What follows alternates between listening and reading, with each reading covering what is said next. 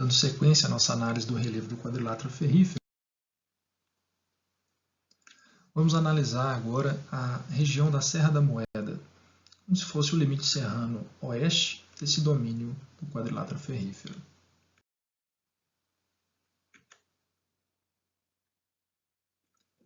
A nossa análise parte como ponto de referência da região da UFMG, situada aqui na porção norte de Belo Horizonte, onde a gente tem um relevo típico das áreas de embasamento cristalino, um relevo mais colinoso, mais suavizado, contrasta bastante com o domínio serrano, do quadrilátero ferrífero, com altitudes bem mais modestas, em relação à área do quadrilátero ferrífero.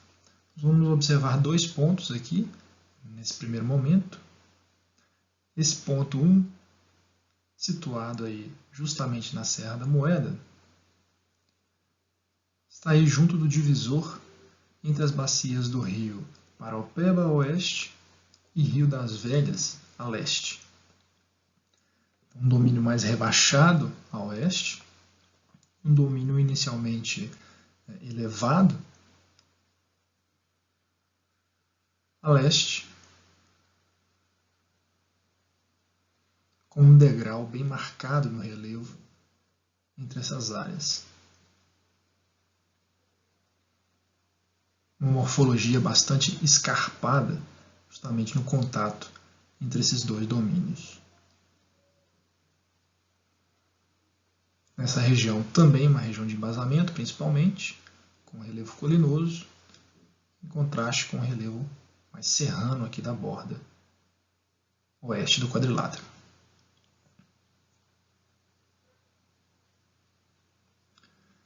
Nesse segundo ponto de observação, mais próximo do Jardim Canadá, nós vamos ver um pouco como a drenagem vai transformando a paisagem à medida que ela vai se reorganizando em função dos seus níveis de base.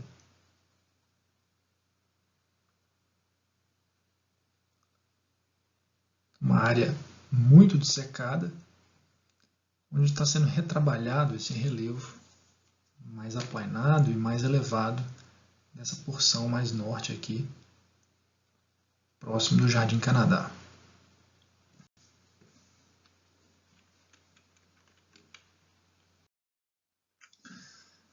Nesse trajeto, se fôssemos seguir aqui pelas vias de acesso normais, fazendo um perfil de elevação nesse trajeto, a gente percebe então o quanto o domínio da chamada depressão de Belo Horizonte está rebaixado em relação ao contexto de serras do quadrilátero ferrífero. A estrada, nesse percurso, atinge um máximo de 1.200 metros, embora a Serra do Curral em si ela atinge altitudes maiores, acima de 1.300 metros, e o nosso primeiro ponto de observação está aqui a quase 1.500 metros de altitude. Traçando um perfil oeste-leste, cortando então esse alinhamento mais ou menos norte-sul da Serra da Moeda, a gente também percebe o quanto que essa área é ressaltada em relação ao seu entorno, onde há a oeste um domínio de rochas do embasamento cristalino e também de xistos, e a leste, mais uma vez, também xistos, do grupo Nova Lima, e rochas do embasamento. Então é uma área de contato entre as unidades do supergrupo Minas, com rochas mais resistentes, e nas adjacências, rochas bem menos resistentes, as menos resistentes, de acordo com aquelas taxas de desnudação que discutimos anteriormente. As rochas do embasamento e também as rochas do supergrupo Rio das Velhas. Então, detalhando todas essas formações, todas essas unidades litoestratigráficas, a gente percebe então a oeste diferentes litologias associadas ao embasamento cristalino, os ortognáices, gnáices, tonalitos, xistos do grupo Nova Lima, e aí, à medida que as altitudes crescem abruptamente, passamos então para unidades do grupo Carás, com quartzitos e filitos. No topo, os Itabiritos, da formação Cauê, uma região elevada, né? Aqui os Dolomitos da formação Gandarela, uma diversidade de formações pertencentes ao grupo Piracicaba, onde nós encontramos quartzitos, xistos, filitos. Depois tudo isso se repete. Novamente, os Dolomitos da formação Gandarela, os Itabiritos da formação Cauê e os quartzitos e filitos do grupo Caraça. Quando as altitudes decrescem, então, rapidamente, abruptamente, mais uma vez, para as litologias do grupo Nova Lima.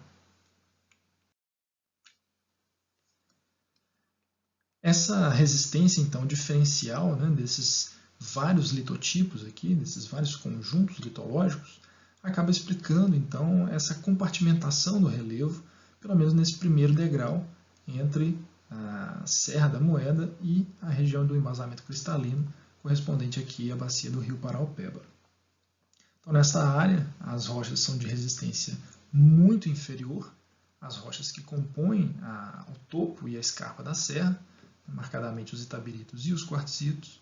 Então, isso acaba favorecendo com que haja um degrau no relevo bem marcado entre esses compartimentos.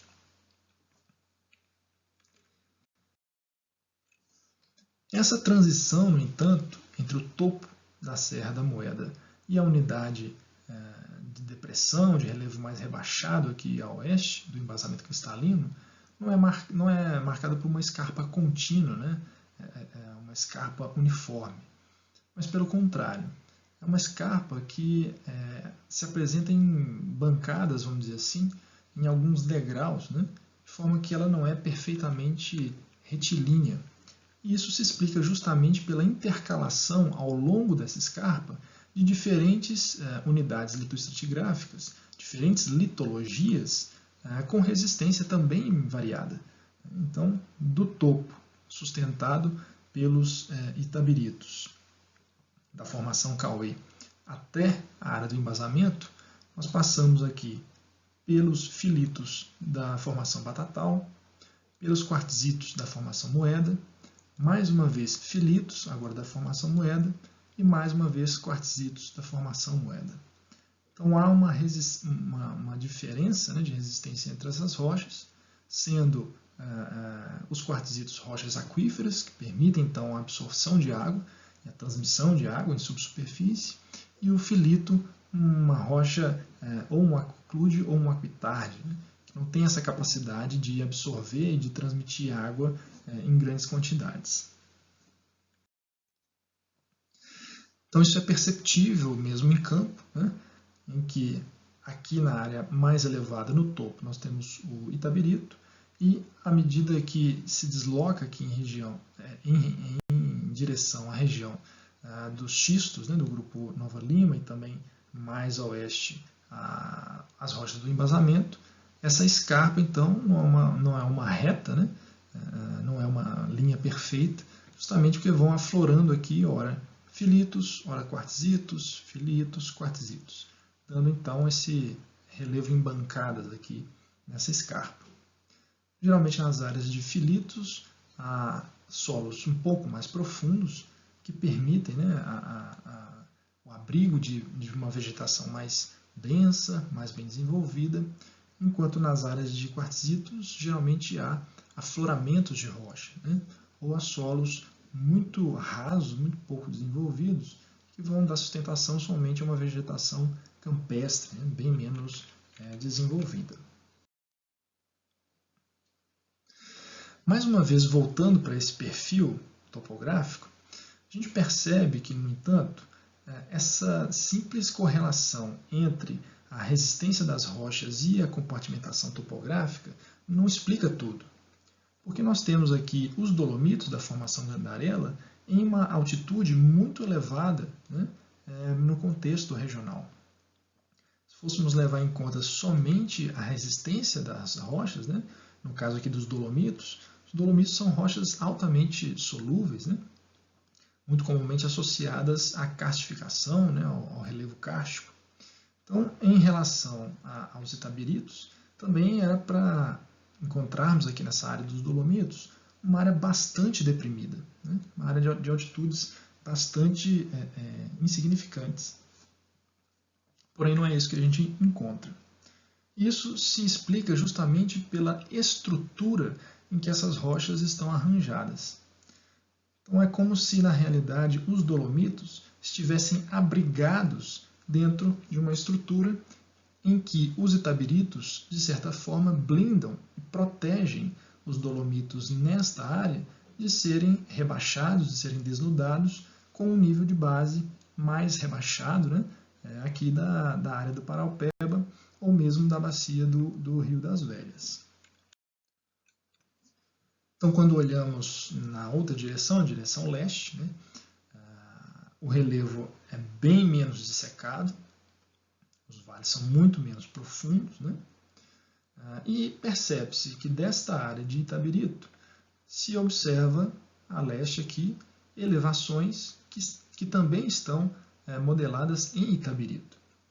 Então, mesmo o Itabirito que aflora aqui, né, a mesma camada litoestratigráfica que aflora aqui, aflora também mais a leste, né, com os itabiritos, mais uma vez, sustentando os topos. Então, na realidade, esse arranjo nos mostra, né, essa repetição dessas litologias a oeste e a leste, nos evidencia que, na realidade, essa estrutura, essa morfoestrutura, está relacionada com uma grande estrutura sinclinal. Então, as rochas mergulham para leste nesta área da Serra da Moeda propriamente dita, porém também mergulham para leste na área da serra chamada Serra de Itabirito, formando na realidade uma sinclinal, porém não uma sinclinal simétrica, né? Uma sinclinal em que o seu plano axial está deslocado da vertical, porém uma estrutura sinclinal. Então, os itabiritos estão aqui sustentando, né, as áreas mais elevadas na borda oeste. Nessa borda mais leste, nessa aba leste da sinclinal, ora os itabiritos, ora os quartzitos sustentando as serras, mas protegendo, de certa forma, as áreas em litologias mais frágeis, abrigadas aqui no interior dessa estrutura sinclinal. Então, os dolomitos, né, afloram nessa porção, de certa forma protegidos dos cursos d'água que dissecam, né, essa frente da serra, ajustando essa porção do relevo ao nível de base, que é o próprio rio Paraupeba, e também dessa outra borda, protegendo a dissecação, essa área da dissecação em relação ao nível de base, que é o Rio das Velhas.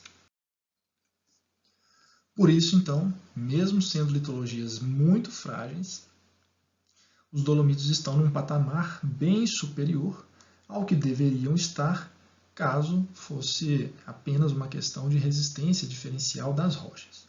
Então não importa somente a resistência de cada litotipo. É importante saber também como que esses litotipos estão arranjados na paisagem. De certa forma, nesse caso, então, esse litotipo mais frágil acaba sendo protegido por litotipos mais resistentes, que impedem com que haja uma denudação, né, uma dissecação do relevo, na realidade, mais profunda, né, nesse caso aqui. Bom, porém, essa proteção ela não é eterna. Em alguns trechos, né, alguns cursos d'água que drenam da sinclinal Moeda em direção ao Rio das Velhas conseguiram romper essa barreira criada aqui pelos quartzitos e pelos itabiritos, principalmente nesse ponto mais a norte, próximo do bairro Jardim Canadá. Então, nessa área, a gente percebe que há um curso d'água que escavou uma profunda garganta aqui, né, ligando essa área da sinclinal Moeda ao Rio das Velhas, né, com um nível de base mais a leste. Então, é uma área aqui na região da serra mais aplainada, mais regularizada, e um alvéolo, né, erosivo aqui, um grande anfiteatro erosivo, proporcionado por esse curso d'água. Quando analisamos então os dados geológicos, percebemos que essa área mais aplainada, né, aqui no interior da sinclinal está relacionado à formação superficial de canga, né? Vamos discutir ela já já, e em termos, uma formação cenozoica, então em termos de rocha, os dolomitos, né, da formação Gandarella é que estão por baixo. Então eles estavam, de certa forma, abrigados no interior da estrutura sinclinal, porém, como este curso d'água foi aos poucos buscando o nível de base do Rio das Velhas, conseguiu romper, né, por um processo de erosão remontante, as barreiras impostas pelos quartzitos do grupo Carás e também pelos itabiritos da formação Cauê. Até que então esta região começa a ser dissecada, né, a ser retrabalhada, a fim de se ajustar a esse nível de base, então, que é o próprio Rio das Velhas. Como essa litologia é muito frágil em relação aos demais litotipos, esse processo de dissecação é muito acelerado. O que nos mostra que esse processo de dissecação é muito acelerado é justamente o quanto o relevo é abrupto nesta área, né? A gente percebe que em relação às suas bordas mais suavizadas, o fundo do vale é rebaixado aqui em cerca de 150 metros. Né? É um vale bastante encaixado. As vertentes extremamente íngremes. Né? Então aqui seria a garganta, que foi aberta por esse curso d'água, ao romper as barreiras das litologias mais resistentes, em toda essa área mais dissecada, mais rebaixada, aqui num processo agressivo, num processo intenso de desnudação, favorecido pela resistência muito baixa dos dolomitos. Na outra direção, ainda um relevo bastante suavizado, bastante regularizado, modelado nas cangas e, logo abaixo, ainda nos dolomitos, que não foram diretamente, né, afetados ainda por esse processo de erosão regressiva. Então, essa porção mais regularizada, né, sustentada pela canga, contrastando então com essa grande área de dissecação aqui, devido a essa baixa resistência que os dolomitos oferecem. Então, nesse primeiro momento, a gente pôde ver um controle litoestrutural no relevo em duas escalas principais. Na própria escala regional, em que toda esta área acaba se destacando, né, do seu entorno, devido aos litotipos mais resistentes que afloram aqui, né, relacionados tanto à formação Cauê, né, do grupo Itabira, como também aos quartzitos do grupo Carás. Em relação às rochas do embasamento e também do supergrupo Rio das Velhas, numa escala de maior detalhe, a própria diferença, né, de relevo ao longo da própria escarpa, as bancadas ao longo da própria escarpa. E tão importante quanto os diferentes litotipos, as diferentes resistências desses litotipos, é também o como esses litotipos estão arranjados. Então, nesse caso, a estrutura sinclinal acaba protegendo, de certa forma, litologias mais frágeis que estão aqui no interior da sinclinal, como os dolomitos da formação Gandarella.